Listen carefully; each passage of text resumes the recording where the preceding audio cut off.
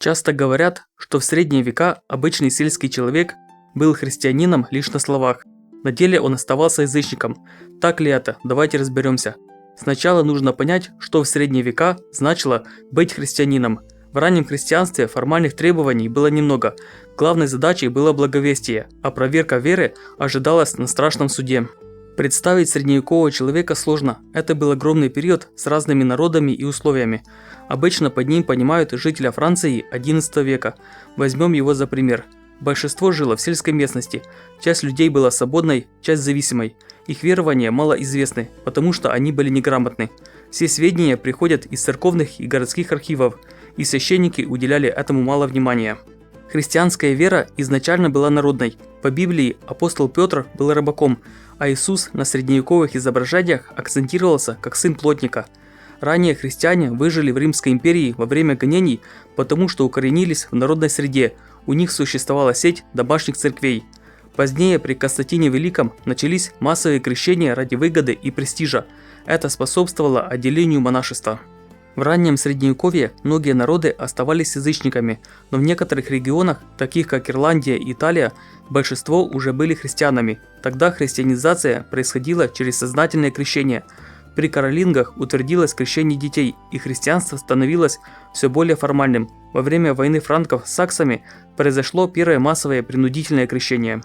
Таким образом, к XI веку сформировалась христианская среда, в которой жил обычный человек. Считается, что так как крестьяне жили вдалеке от городов, они сохраняли язычество.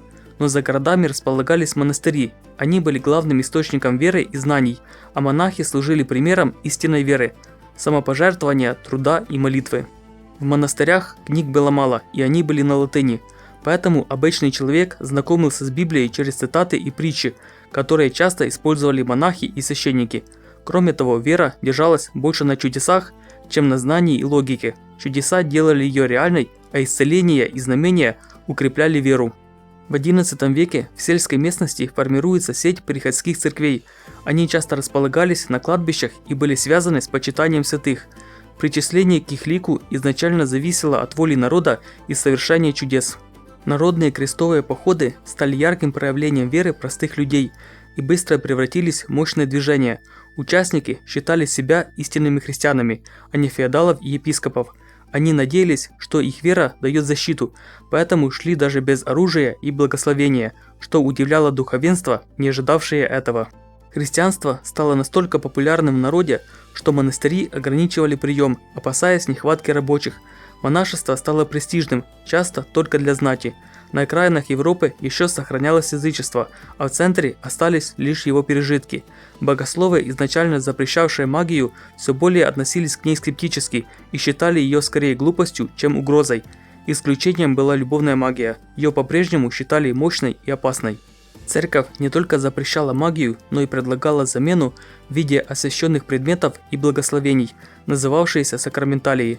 Они защищали владельца от действия злых сил. Христианство учило прощению, но общество менялось медленно. Как писал историк Марк Блок, кровная месть, характерная для язычества, все еще считалась долгом в критических ситуациях. Язычество сохранялось в суевериях и обычаях, особенно в сельской жизни. Природу воспринимали как живую силу, от которой зависит благополучие, и с ней старались взаимодействовать. Особенно устойчивыми были практики, связанные с весенней вспашкой полей и будущим урожаем. От язычества сохранялась вера в сказочных существ – русалок, оборотней и ведьм. Но это вряд ли противоречило христианскому учению, не отрицавшему их существование. Кроме того, люди не поклонялись этим существам как богам. На Британских островах вера в маленьких человечков, фей и духов считалась здравым смыслом. В Париже регулярно проводились шествия в честь святого Марцелла, который по преданию убил дракона. В конце Средневековья церковные требования усилились.